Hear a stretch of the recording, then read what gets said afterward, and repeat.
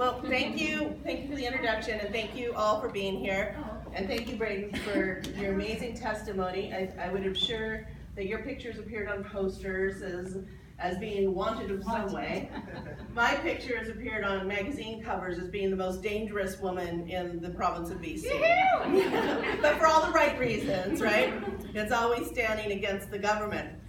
So I have people like Braden does in his life too that try to knock down our doors and riot when I speak. And Truth has this really interesting way of igniting firestorms. And when you speak God's truth and you speak on what is right and what is wrong in this climate nowadays, as you know, amazing things happen. You get to be on the Laura Lynn TV show, right? You get to be interviewed, right? And then everybody's suddenly looking at you like, what the heck is going on? Somebody's challenging the narrative. Somebody's standing up for truth. Somebody is actually speaking and doing things that the majority of the students in your school wish they could do, right? But I can tell you guys, for you young people that are here, what has happened over this last few months with the invasion of the SOGI agenda into the schools, it has galvanized people across not only this province. The momentum building here is amazing, but you should see what's happening all across Canada now. We're being invited to speak in Australia, the United Kingdom, because things are moving here. People, our youth, are standing up, and there is a very new thing happening.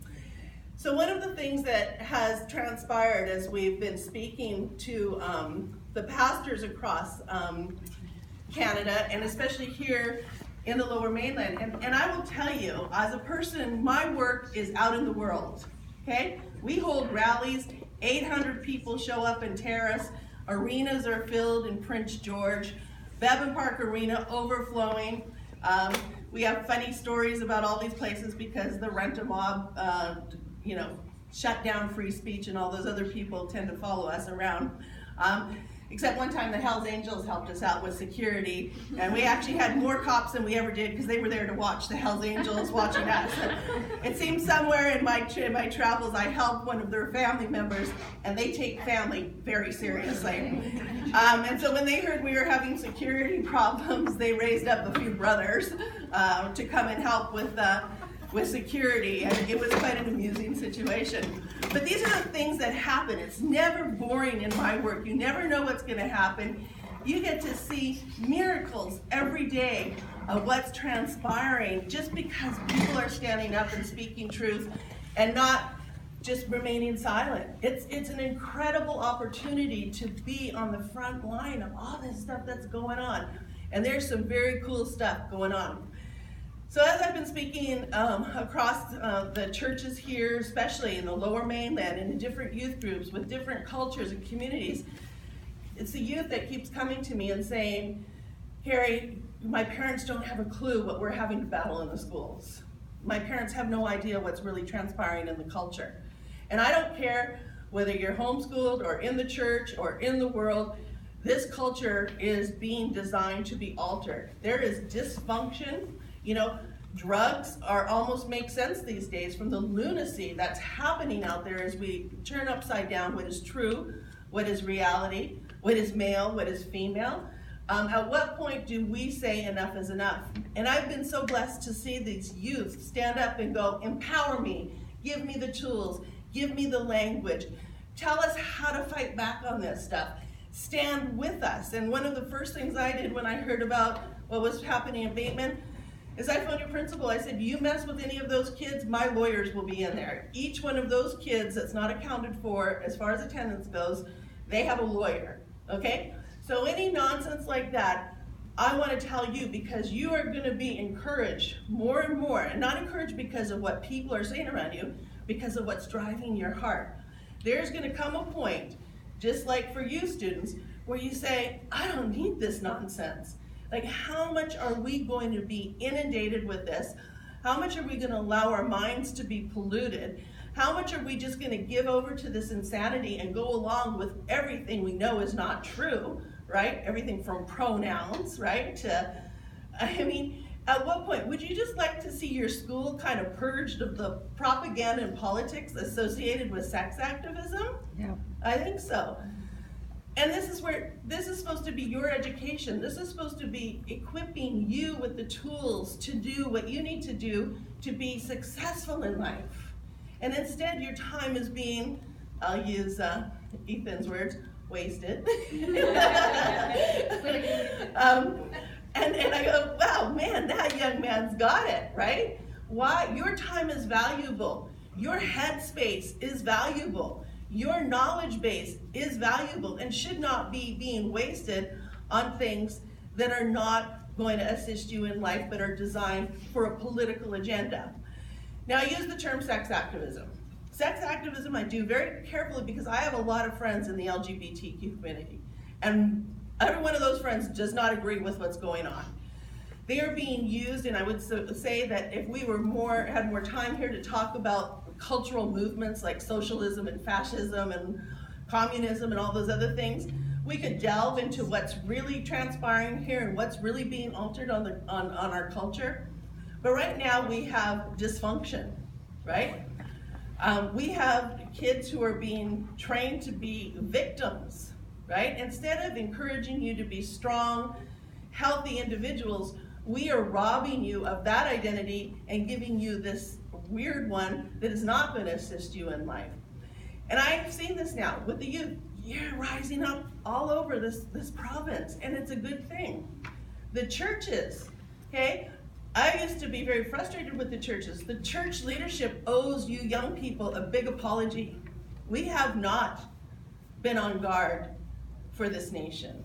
We have not protected you. We have sent you, and we've closed blind eyes for a lot of this leadership and said, oh, you'll survive. You know, you'll know Jesus on Sunday, but the rest of the 6 days, whatever.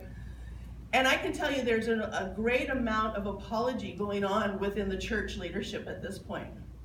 When my team of volunteers said, oh, Kari, let's hold a pastor's meeting, I'll be very honest with you. I said, I don't want to waste my time. You know, give me the world anytime. When they get righteously angry about something, they move. They don't make apologies. They don't say, oh, we have to be nice. They go, let's get her done, right? With the church often, it's been this pull, and I can tell you as somebody who's been working in this area for over 20, 30 years now, it's a challenge. So when we held this pastor's meeting, I'm driving there thinking, 16 to 20 pastors would be doing good. When I turned around to speak, there were 89 pastors there. We said, well, you want another info meeting? They said, yeah. I said, well, you bring 3 or 4 more people. They said, yeah.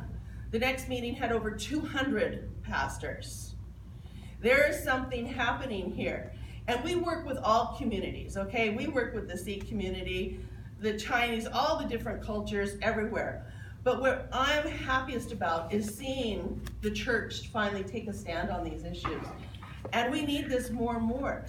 We have all these different events that go on, and yet nobody in leadership is speaking. So today when I was addressing, because earlier today we spoke to a group of pastors here in Abbotsford, I said, how many will go to the school where this happened as pastors and talk to your principal and say, we are here to protect our people, because that's what's happening everywhere else. If somebody was going to be transitioning into your school, you know what would happen? There would have been about 5 meetings having taken place already. There would be a special liaison person set up to support. Your classrooms would have been visited to say, oh, well, you know, Lucy's coming back as Luke, right? You know, and this is just normal. It's totally normal. And if anybody does or says anything, you're the bad guy. So why not the same thing for when a group of Christians stand up and say, we don't want this anymore, right? These are good kids. There'll be a lot of the kids that were following you that aren't Christians as well. We need to be open. There's a big movement happening here from a variety of backgrounds, from a variety of places. One of our top speakers that's working with us is a trans male named Jen Smith. He is a he. He does not want to be a she, except that he likes to wear blonde wigs and lipstick and has some really good jewelry. But he is, he's one of our greatest voices in this. He says, I am not a woman. Biologically, what is in my head is never going to translate into my biological reality, okay? we need to say these things. We need not to play in the pronoun game. I was speaking Barry Neufeld. We had Barry Neufeld's the trustee who's taken a stand against the Soji in Chilliwack. And literally all hell broke loose when he took a stand and said, I'm not going to do this. You know, the media went after him. He was every name in the book. I've been called every name. I think my list is way longer than his. He's got a little ways to go. But you know what? All this nonsense, but they're from what I call the squawk box choir. There's this group always, and it's small. It's not very large, of people, and they're well-intentioned. And you know what? That's what makes this battle hard. So many of them, now, not everybody, the sex activists with their political agenda, definitely. But a lot of the people who want to be friends and want to be allies are very well-intentioned, and that's what makes this so hard to deal with, right? But you know what, with love, we have to tell the truth. And in this meeting, on a very few short days' notice, I said, you know what, we need to support Barry in Chilliwack. So we decided to hold a rally. You know, nearly 500 people showed up, just like that, to support somebody who had taken a stand, okay? And as young people, you're gonna see that happen as you take more leadership. And if you're given license and support, we're not sending you out on your own, support to understand what your legal rights are, what you have a right to participate in. So with Barry, we had one very active sex activist by the name of Morgan Auger, who always is in the papers and seeks the limelight and everything. And he was giving Laura Lynn a bit of a rough go because she got her pronouns a little mixed up. And you know, when I got up to speak, now he is the guy that's hauling people up before human rights commissions because they won't identify him as a woman. All this nonsense. He was married once, he's fathered 2 children, but now he's gonna be a mom, right? And I can tell you stories about that, but we don't have that much time tonight. But, you know, so now they want me to play the name game with his mental health issues, right? And I don't do that. So he was giving Laura Lynn a hard time. When I stood up to the podium, I said, Morgan, I will defend your right to wear a wig, wear high heels, put lipstick on. I will defend all this. We live in a free country. I have free will. We have freedom of choice here. But what I won't let you do is demand that I fall into what your agenda is. I said, my reality begins where your delusion ends, right? Your delusion is not going to impose itself into my reality. And baby, you ain't ever gonna have what I've got here. You know, I'm not all that as being a woman, no matter how hard you try. You know, we have to be careful here because we get sucked into these things. You know, the word heterosexual is being eliminated out of the vocabulary, you know, cisgender this or that. You know, we need to stop playing the game, and you have the right to do that. They can go play their game. They can do it after hours at school. They don't need to be taking up your time. So what has happened as we've traveled across BC, as young people have come up, we have a young girl in Parksville, for instance, who took umbrage because they flew the gay pride flag over her school. She said, no, that's not my flag. My flag is the Canadian flag. That's the flag that's for everybody. This is a political statement you're making, and schools are not supposed to be political. So she made a fuss, and now that's before the Human Rights Commission because she's going to take them on, okay? I've been hauled up before the Human Rights Commission because I put a document allowing parents to express control over what kind of misinformation was being given to their kids and said, don't do this. The sex activists got very upset with me.